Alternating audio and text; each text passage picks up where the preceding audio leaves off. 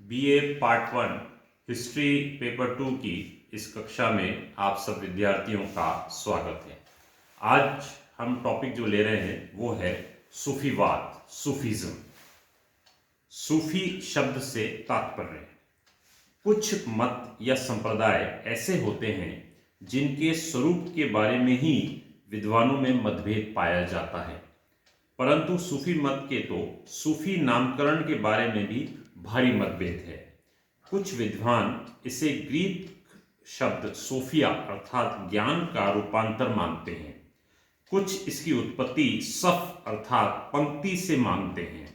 साधारणतः ये माना जाता है कि सूफी शब्द सूफ शब्द से निकला है। इस्लाम के जन्म के प्रारंभ में सूफ शब्द का अर्थ लिया जाता था बिना रंगे हुए ऊन के उस लिबादे से जो इराक के वैरागी अथवा तपस्वी धारण किया करते थे। सूफीवाद शब्द से तात्पर्य और सूफीवाद की उत्पत्ति। जिस प्रकार मध्य युग में हिंदुओं में भक्ति आंदोलन प्रारंभ हुआ और अनेक संतों ने भक्तिवाद का प्रसार किया, उसी प्रकार इस युग के कुछ मुसलमान महात्माओं व संतों ने भी भक्ति और प्रेम का उपदेश दिया। उन्होंने कुछ आध्यात्मिक सिद्धांत अपना लिए जो सूफीवाद के नाम से प्रसिद्ध हुए। इन मुस्लिम संतों का रहन सहन और पहनावा साधुओं के समान था और वे श्वेत वस्त्र धारण करते थे। सर्वप्रथम इन महात्माओं और संतों की उत्पत्ति ईरान या फारस, जिसे हम पर्शिया कहते हैं, देश में हुई। धीरे धीरे सभी देशों में जनसाधारण ऐसे संतों को सूफी कहने लगे। इन सिद्धांतों, मतों और उपदेशों को सूफी मत कहा गया। सूफीवाद के उद्देश्य, एम्स।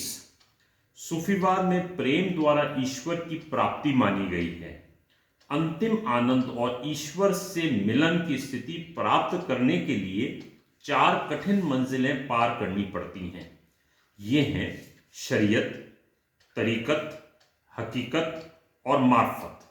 चौथी मंजिल पर आने वाला संत पुरुष नबी कहलाता है। इस प्रकार सूफी संत अल्लाह की खोज में डूबे रहते हैं और वे जीवन की छोटी छोटी वस्तुओं में भी अल्लाह को देखते हैं। ये सूफी संत भौतिकता के विरोधी थे और सरल, सादे, संयमपूर्ण जीवन में विश्वास करते थे। वे धार्मिक आडंबरों और पाखंडों से मुक्त होकर साधारण और नियमित जीवन व्यतीत करने के समर्थक थे। कर्म की शुद्धता, जीवन की पवित्रता और संयम तथा ईश्वर का दर्शन इनका उद्देश्य था। धन्यवाद विद्यार्थियों।